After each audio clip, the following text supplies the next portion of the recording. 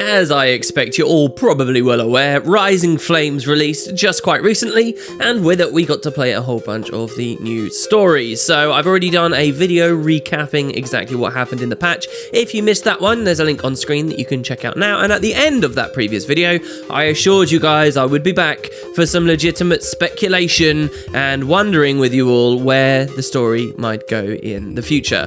This patch, I don't feel, had as much in the main story thread to fuel discussion as the previous one did, but we have already got a reasonable amount of talk out of it, including a new Guild Wars 2 mysteries, so that's always a good start, right? All of that said, there are quite a few little hints, suggestions, mentions of things that I think are ArenaNet leading us and pointing in the direction that we're going to be going in the future. So let's jump on in. I've got a lot of different theories, a lot of different things that have come from myself and the community, and I'm going to start off by kind of killing one of the theories that's out there at the moment in an unfortunate way. And this is to do with the simulation room Timey introduced us to in the first part of the patch. So let's recap ourselves. Timey is currently stationed in Ratanovus. Ratanovus is a secret, hidden, underground, highly advanced dragon research-based city founded by a cantankerous old Asura we met in the first game by the name of Zin. Now, before this patch came out, I've had theories, many of us have had theories, that Zin could be not only the founder of Ratanovus, but also the founder of the Inquest. The birth of the Inquest has always been something the devs have kept quite shady about. The people at the very top of the chain they've kept quite shady about, and there are chances beyond this even that Zin could still be alive. We've done a full Guild Wars 2's mysteries on this before, about how Zin's nemesis Ula is actually also still on Tyria in the form of a ghost in her own lab. So what if Zin founded Ratanovus, and many of the ideals that Ratanovus was founded on line up with the Inquest, and then one day it evolved into the organization, the evil Asura organization we've now come to know. So with this theory, we're of course looking for any opportunity we can to link Ratanovus to the Inquest, to give us even more certainty that Zin could be the founder of both. And so far, until this patch, the devs have given us nothing. There's been a suggestion that there are deeper levels within Ratanovus we haven't explored or found yet, where maybe even more denizens of that city are still there to this day, and this was hinted at the release of Heart of Thorns, but the actual Inquest connection, we don't know yet. Well, this patch kind of had something. In the simulation room, where we go into a bit of VR built up by Timey, on the floor, you can find this. What is that, you might ask? That is the symbol of the Inquest, and it's plastered all over the floor. So there you go, that's the missing link, right? It all works, yes. This must prove that there is some connection between the two organizations. Well, like I said, guys, I'm actually going to poo-poo this. I don't think it's enough. What I actually think has happened here is quite unfortunate, and it's a case of asset reuse. I think what's happened is the devs, maybe responsible for making the simulation room, kind of knew about the Inquest theories that were out there, but they won't have used this floor pattern because of that. I think they just picked something they thought would look good in a VR chamber. Let's not forget as well, even if it is deliberate, there's kind of a weird part there where they say that the Novans began building it, and then but they never got far enough, and then Timey finished it off. So what if Timey was responsible for putting the floor in there instead? It's just weird. It's not even real Ratanovus. It's like the simulated version of Ratanovus, or some kind of test chamber. So for all those reasons, I'm not sure whether this was deliberate. I think they just probably don't have that many assets they can use that look Asuri or VR chambery enough, and they pulled that out of nowhere. There's a good chance that within their internal database where they pick assets and things for the game, it's not labeled as Inquest flooring. It's probably just labeled as Asura flooring or something, and it was an unintentional thing. I'll let you guys maybe butt heads with me on that, because trust me, I desperately want that connection to be there too, and quite a few people have pointed it out to me over the past couple of weeks. I'm just not on that hype train, unfortunately. I think if they were gonna do some kind of Inquest thing, it would be a bit better and a bit clearer than that. No? We'll see though. There's still a lot of untapped mysteries at Ratanovus, and aside from that little thing there, there's no real suggestion we're going to be getting to them anytime soon. So, moving on, I want to talk about another thing. I want to talk about the big question that's probably on all of our minds. WP, where the hell are we going next? Okay, so we've just gone to Bloodstone Fen, then suddenly we went to the Fire Island chain. Very unpredictable, even though we did have the Primordus announcement before. Well, maybe there's a pattern we can look into here. On the previous patch, it ended by saying Primordus is active, and we went to the Fire Island chain. This patch didn't end with it, but explained to us that Dual Mag is active. So perhaps then, the next patch is going to be in the Shiver Peaks, and this just builds on a lot of evidence that has already been laying there that I've talked about before. We had lots of images of snowy mountainous areas from the raid. We have precedent because there is a Bloodstone shard there, that we, at least one that we know about, and these are potentially being tapped into by the White Mantle. Cordicus is part of the White Mantle, trying to manufacture weapons and things for himself. We know also that the dwarves have come more into the story. We just spoke to Ogden Stonehealer in a current events episode. We've seen leyline activity going on in the mountains in current events. We have heard in this patch about 4 new dwarves that were existing above the surface on Tyria, and we even interacted with one. The more dwarven stuff starts coming in suggests, yeah, maybe we'll go to these regions of the Shiver Peaks that we haven't been able to explore just yet, such as the Deljamore front.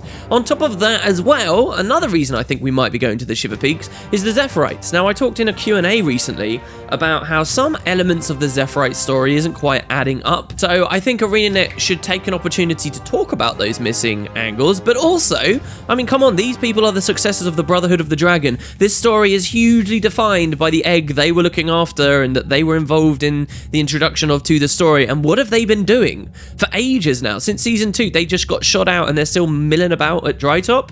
Well, you remember before they were there, they went to the Labyrinthine Cliffs, which was a small map we got in the general area of the mountains around the Deljamore front. So, I think that's a perfect opportunity for ArenaNet to take us back to the mountains. They are perhaps aiming for a new map every patch, and while they've got the Labyrinthine Cliffs there, already done from Season 1 of the Living World, it would need some tweaks and changes, obviously, about dialogue and the kind of people who are populating it. But the map's there. Surely they would want to use it for something extra. I reckon we'll get the Labyrinthine Cliffs. I reckon we're going back to the Shiver Peaks. And there's one final big reason why I think that we might be going there too, is because of Thunderhead Keep.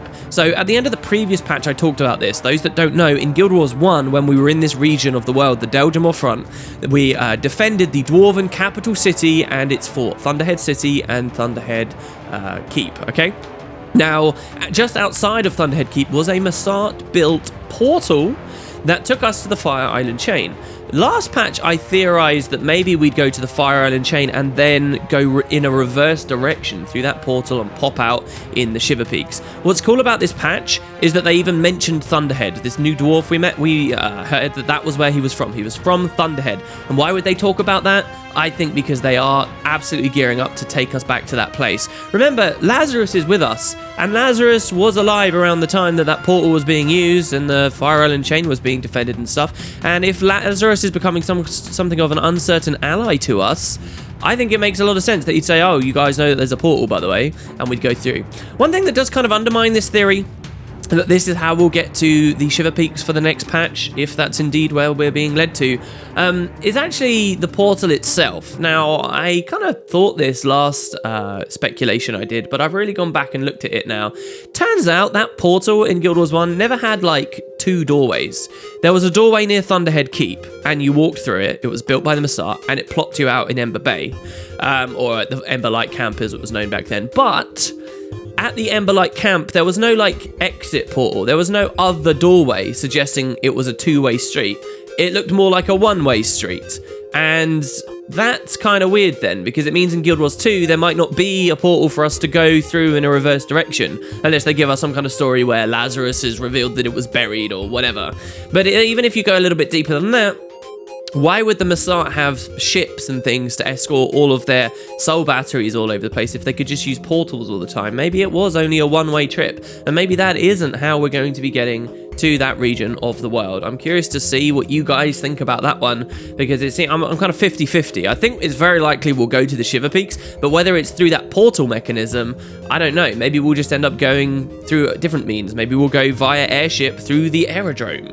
And so yeah, that's kind of where we're sitting now. I still think it's a very high chance, but time will tell, I suppose. Speaking of the aerodrome, another little idea that hopefully came to you guys. Let's talk about the potential future raid. Okay, so one of the most recent current events dropped a new doorway into the aerodrome, suggesting a new raid is on its way.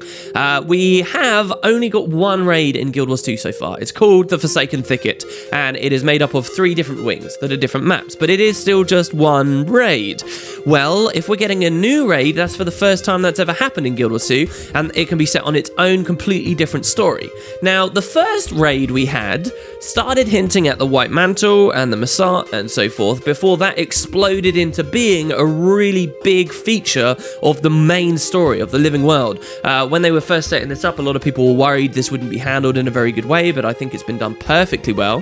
So the question is now, if they're giving us another raid, what if that raid story, which is probably on a totally different thing, actually will eventually seed the new living world or expansion stuff that's coming up? It could be pretty huge. I don't know whether they'll go with that again. I also see a lot of small opportunities all around the world for the raiding team to just sit down and say, look, we've got this story here. It really doesn't factor into much of anything else, but let's tell it, okay? In a raid, it doesn't have to become something bigger. It's just that this is a cool little thing, a mystery we've had set up for ages. Let's slap it out. And so, to me, that makes the Wizard's Tower a really good chance of being the next raid. My money would be on the Wizard's Tower. I think it's that perfect kind of size for a new raid to exist. There's something about the terminology of raid wings as well that always makes me think of a giant dungeon or castle, and we have a floating castle here with, you know, separate wings, literal wings, like long corridors that you go down and you got to explore the wings of the castle to grab the keys to finally go up the big stairway in the middle or whatever where the boss is waiting for you on the roof. There's something that I really enjoy about that, and so we might see a multiple wing raid or a one wing raid set somewhere around Garenhof, looking at some of the developer jokes and things on the live streams for God knows how long, talking about the Wizard's Tower. It is one of those big iconic mysteries. It's been a mystery since Prophecies, okay, right back at the start of the franchise. And on the topic of will this sow seeds for future stories, will it integrate with the living world in any way, they actually do have an opportunity for that if they do a Wizard's Tower based raid. And why? Well, because of the Mantle's excitement at getting into that tower way back in Guild Wars 1. The Mantle were somehow connected to it. What if Quardicus's Mantle of today are still connected to it and are still interested in it and know their secrets, and we're going to have some kind of a redo of what happened once long ago when we were hunting some Mantle to get to the place. So I think that'd be cool. Another part of me isn't too excited to be fighting more and more and more Mantle. It could be a good opportunity for them to tell a totally different story elsewhere. And one thing that's come to people's minds now that we're on the Fire Island chain is this. What if it's not the Wizard's Tower? What if it's not even coming that soon? Maybe a couple of maps in the future. What if the next raid is taking place in the Domain of Anguish, or the Realm of Torment, or as it's now known, the Redeemed Realm? What if, in the living world, we go to the portal at Abaddon's Mouth on the Fire Island chain, and going in there is a 10-man raid instance where we finally get to go back to the realms of the gods? Oh boy, that would be exciting, wouldn't it? My only thing about that is I think that's too good. I actually think that something like that you sell an expansion on.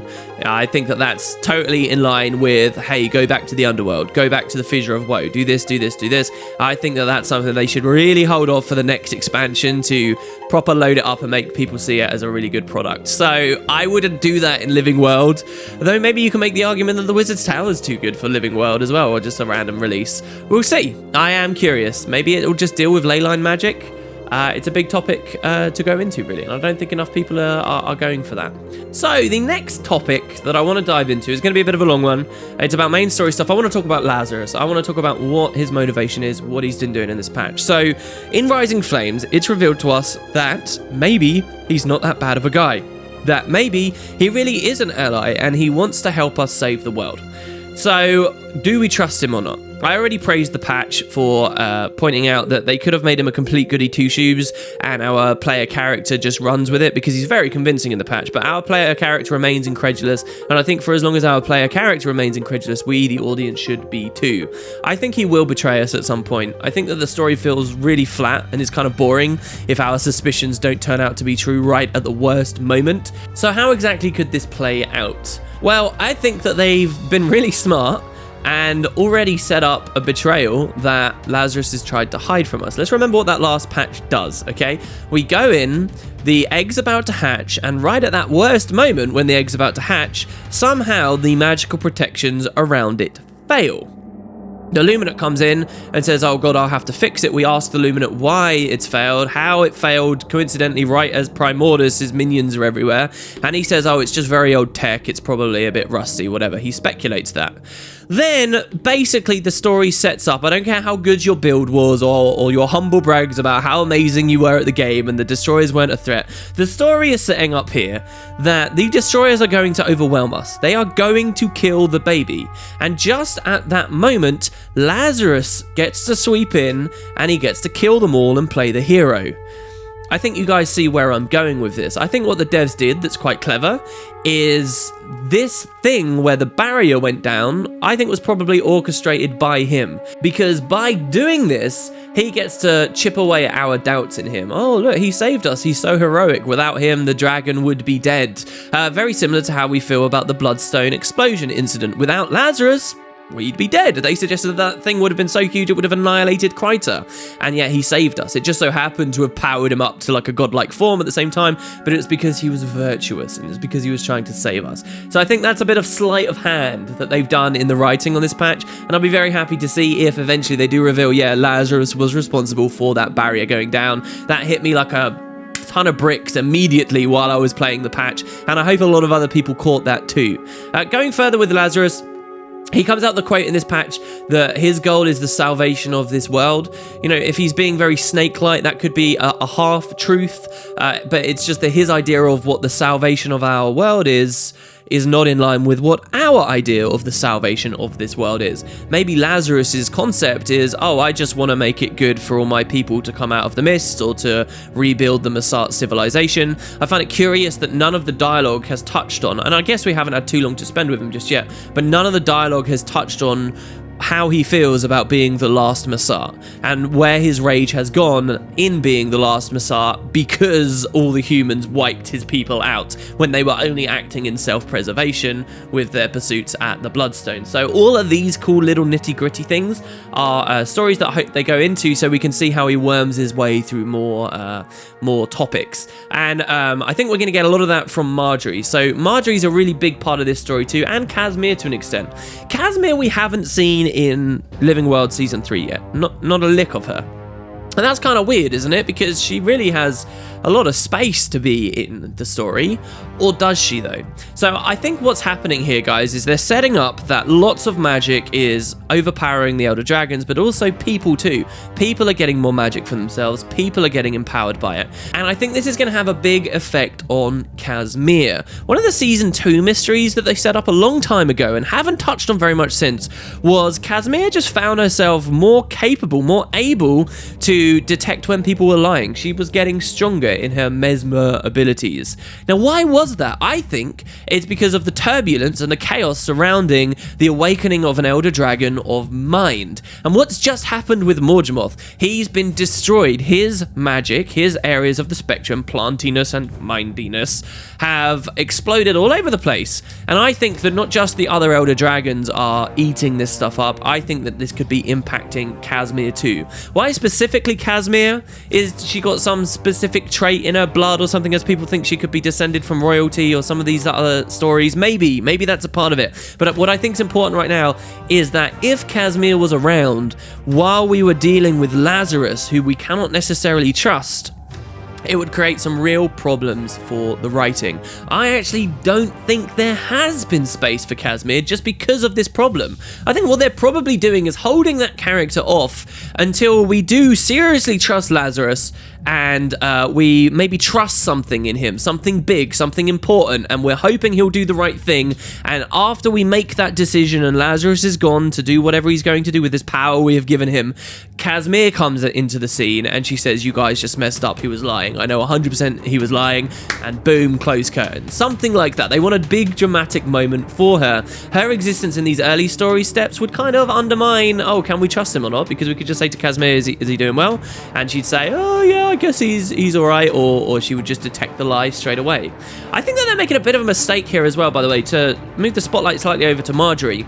With this story of Casimir being able to detect who's lying, remember the story right now is that Marjorie is investigating Lazarus's motives. She's the one trying to figure out what's going on with him. And that's good because Marjorie's a private investigator and she deserves to have that role.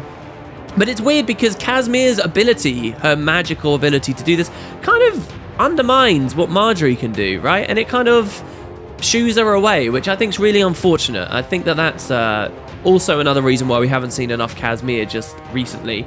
And then the final part of the story actually is how they can spice up Marjorie's role here with Lazarus, because what is Marjorie's motivation? I think it's pretty clear, and this is sort of the last theory, but I'll speak as explicitly about it now as I possibly can. I think the idea here, guys, is that Marjorie is still reeling from the death of her sister whose soul she is still in possession of within this sword, and I think Marjorie is mostly interested in Lazarus for her own ends. It's not just to see if he's good or bad, it's because she wants to see if there's some way that she can bring her sister back to life. And what I think is going to happen, if this is done really well, is Lazarus might identify that selfish ambition of Marjorie's and play her like a fool. And Marjorie will end up running into some kind of trap or doing something bad because she's been manipulated by Lazarus, who has promised her life for her sister, which is one of these really cool fantasy tropes and stories that I would like to see come in. So that's what I think is going on, guys. I definitely don't trust Lazarus. I think he's going to be bad. I think that Casimir's going to end up being the thorn in his side. Will Marjorie actually end up dying here because of whatever Lazarus does with her and Casimir goes mental? It was pretty exciting seeing her go mental at the end of Living World Season 1, for those who remember that moment. And that would be pretty cool. I think that would be a nice way for them to segue everything together. So there you go, guys. That's some of what I have to say. I will be doing another video like this very soon where I want to talk more about Lazarus and why maybe he actually does want to help us. There are some theories involving what might be going on with his soul and a character named Justicar Navid back in Guild Wars 1 that we'll get to soon. I also want to talk a little bit about the vision that we had in Season 2 and what that truly could have been showing us now that we have all this extra information and the orbs and so forth. So keep an eye out for that. Let me know your theories too, and I'll try to get as many good ones into the next video as possible. And until next time, guys, thanks very much for watching. Hope you enjoyed a bit of lore speculation about Rising Flames, and have a wonderful evening. I'll see you tomorrow.